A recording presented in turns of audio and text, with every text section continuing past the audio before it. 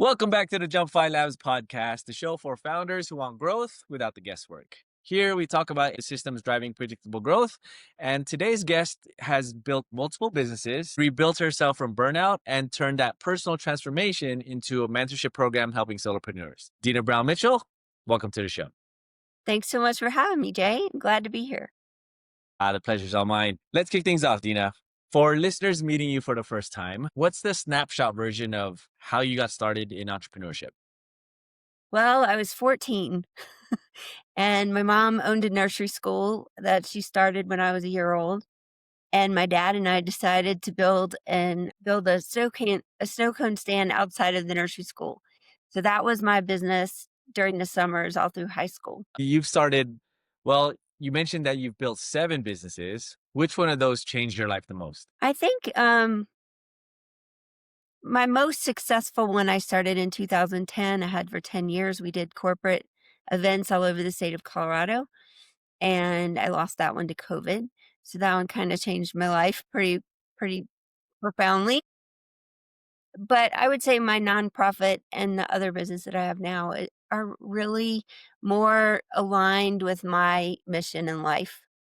And you also mentioned burnout before. What did that experience of maybe going through burnout teach you about how you're structuring business today? Mhm. So before I started that event company, I spent 15 years in hotels doing events, and I think for almost 25 years, I thought it was normal to work 18 hours a day and not really have time off ever. And so in 2018, I had surgery and I was laying in bed with my thoughts and said, I really need to make some changes. I'm tired of telling my friends and family that I'm too busy. Yeah, and at that point, it was where you actually started to prioritize yourself.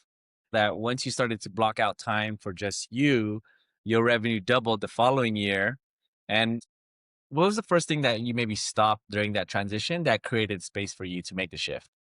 Well, I let go of some things that I thought I needed to control. As a business owner, we think we need to have our hands in everything.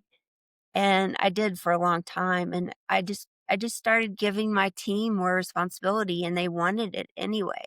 It helped them grow and it helped me focus on what I was really my strengths, which was traveling and sales and being in front of clients. And so when made those changes, everything just skyrocketed. Now you're building something you mentioned you wish you had when you first started. Why don't you talk a little bit about what you're building? Yeah. So after I lost that event company, I was starting a business online because it was COVID. And part of it was my nonprofit, and part of it was Wolfpack Mentors, which is a mentorship program for entrepreneurs. And I think it was around 2022, my partner and I met, business partner, and we started talking about all the things that we were trying to do that we weren't getting support for, we couldn't find the right tech for, all these things. And so when we finally figured it out for ourselves, we're like, we're going to build a mastermind or mentorship program that is not like anything else that we've seen. And we've both been involved in many. And so we built something that we wish we would have had. It's very high touch. It's very consistent for our clients to get really good feedback based on what they're struggling with. And it's in a small group forum where it's not just a group Q&A and you might get to ask a question. This is something they get to ask every single week with us. And it's really important to us to do it that way. And you said that also you're working with primarily solopreneurs, people who have lean teams. What value do you give to them so that they don't have to necessarily be a massive organization if they don't want to? Well, we own a white label of Go High Level. And so that's usually what people are most excited about because not only do we have that for them, but we help them with it. Because I think when Go High Level is such an awesome platform and it can do everything you could possibly need in your business, but it can be overwhelming for people when it's new. And so that's something else we help with. And we have partners that will build out funnels for people and stuff like that at pretty reasonable rates. So we have that support, whether it's business strategy, mindset, tech, all of it, we have the support for them. Yeah, go high level is one of those things that it does make your life a whole lot easier as far as maintaining all the many conversations you're having. But it does have that upfront setup where it can be such a big task that people don't even get started. Right. So I fully understand the work involved in installing these systems because once the system's there, it should help you and make you run things smoother. Okay, so you said that you talked to nearly 300 people recently. What's working in those conversations and where's the breakdown? Well, I think it's something new that I was talking to them about, and that is we're doing our first retreat in the first quarter, and I've done events for 30 years, so the event part I could do in my sleep, but the and I've spoken a lot on what I wanna do in that retreat, so I'm confident about it. I don't know if it's a combination of the dates not working for people and just the lack of financial security people have right now, and I think that is a big factor. There's a lot of people that are interested in it, and they're like, maybe the next one. And I can tell that they're just very tentative about spending the money right now. And it's not that they're not used to doing things like that or that they don't want to. It's just it's been across the board like those kinds of answers.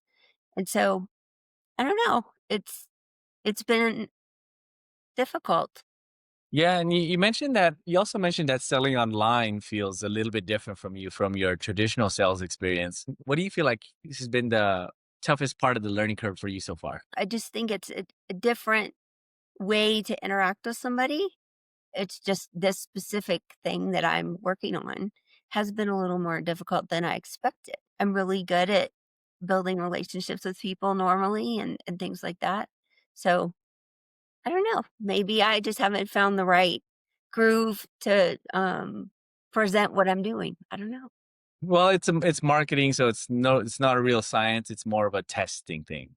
Mhm. You can put out better tests out there if you have some marketing background, so you could shorten the time frame from when you're just testing to actually having an idea that works. But as we know in business, nothing is actual science. Let's just have one quick question about AI because we do talk a lot about AI on the podcast.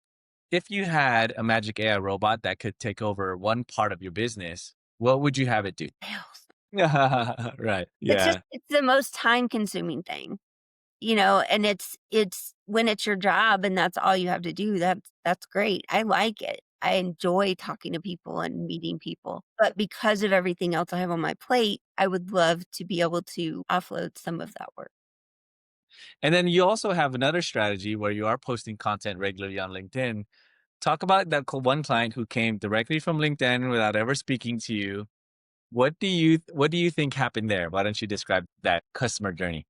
So there's a lady who joined our mentorship program about a month ago, and she reached out to me on LinkedIn and asked if we could have a call. She said, "I've been stalking you on LinkedIn and I'm really interested in what you're doing, and I'd like to have a call with you and your partner."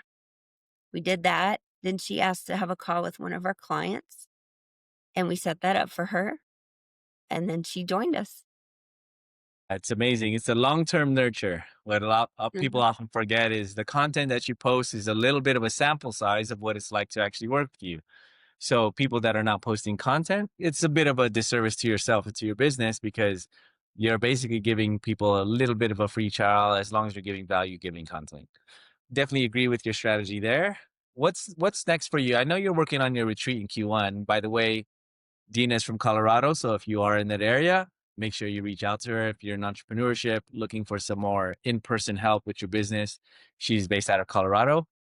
Outside of your retreat in 2026, with the new year being around the corner, what is the focus? Would it be more events? I think I'm starting to plan a second retreat in April, like in Q2, and I really would like to do them quarterly. It's gonna be 10 clients, so it's going to be small, and it's not something that we want to grow into, like, hundreds of people or anything like that. It's meant to be small, and so I feel like there will be a need for us to do more of them. And, events have been my life, and I've been on Zoom for the last 5 years. So I'm ready to be in person with people and really talk to them about what they need to grow personally and professionally and how we can do that together as a group and support each other. Absolutely. Okay. Yeah, and that makes a lot of sense for your skill set. Events, if you've been in events and then you were forced to make this transition, we can be back in person. Why Mhm. not give the events an in-person event another shot? Yeah. So, Dina, for founders who are listening who maybe feel overwhelmed, maybe they're struggling to build a business, need a little bit of direction, what's the first step they should take? Well, I would like to say Wolfpack Mentorship Program because, and the reason I say that is because of the support we offer. And I think I've started 7 businesses, and I know that when you're starting a business and you don't have a team and you don't have maybe support from your friends and family, especially, it's really hard because you do feel all alone. You feel like nobody really understands. And my husband is so supportive, but he doesn't really understand what I do. Mhm. So it's like you can have people around you that are supportive, but they don't know how to help you. And that's kind of what our program is all about. It's like, how do we help each other? How do we collaborate? How do we find ways to lift each other up? Or whether it's, you know, commenting on each other's social media stuff, or maybe it's just brainstorming, or maybe it's testimonials for each other, stuff like that. I mean, it's really a community that my partner and I are extremely involved in every single person's stuff.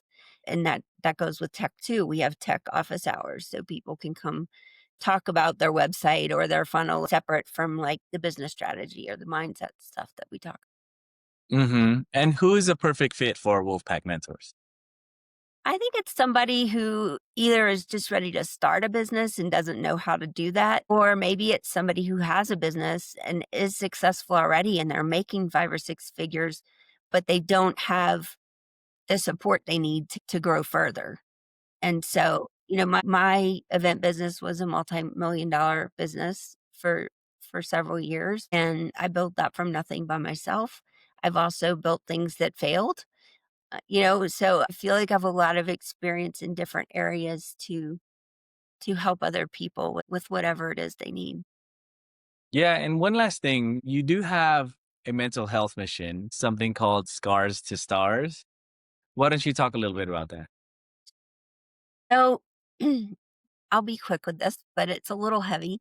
In 1997, I was in my 20s. I was a restaurant manager in Phoenix, Arizona, and I just decided one night I didn't want to live. And I woke up in the hospital. They let me walk out of the front door, went back to work the next day like nothing happened.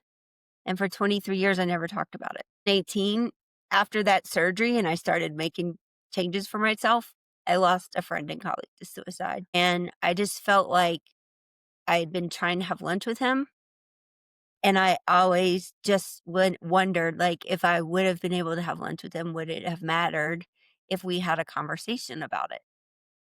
And so I really just felt like God was asking me to speak up about the whole situation. And so we started, the Realize Foundation, right when COVID shut everything down because, I couldn't do my business, so I had nothing to do with myself. So I started it then. Since then, we've published 4 books with people's stories of overcoming adversity, and we have a podcast with about 115 or so episodes that are all stories of adversity, all kinds of different adversity, because we believe that all of those things are what get people to suicidal ideation. Mhm. And it's just to make people feel like they're not alone, like somebody else is doing that, and they can read or listen in the privacy of their own space, so they don't have to talk to somebody, they can just listen and feel like, "Hey, this person has been through something like I'm going through, and maybe I could reach out and talk to them." For anyone listening, if you're hearing it in the sincerity in Dina, she is driven to serve first, as you can hear from her nonprofit and her mission to help people navigate away from the idea of suicide. She's also wanting to help just so that solopreneurs don't have to necessarily feel like they're doing it solo. So, Dina, where can people go to reach out to you? The best thing is my website, and it's just my name, deanabrownmitchell.com, and that gives you links to all of my websites, gives you free downloads. Just there's a place there at the bottom you can book a call with me, so it kinda has everything in one place. So, if you're listening, if you resonate with Dina's story, if you're a solopreneur looking for a little bit of assistance so you're not having to go through this lonely journey of entrepreneurship all by yourself, be sure to reach out to Dina. And if you like more episodes like this, if you like more stories from other founders that are in the trenches building business alongside you, be sure to tune in to Jump Up Labs for more. My name is Jay. Thanks so much, and we'll talk again soon.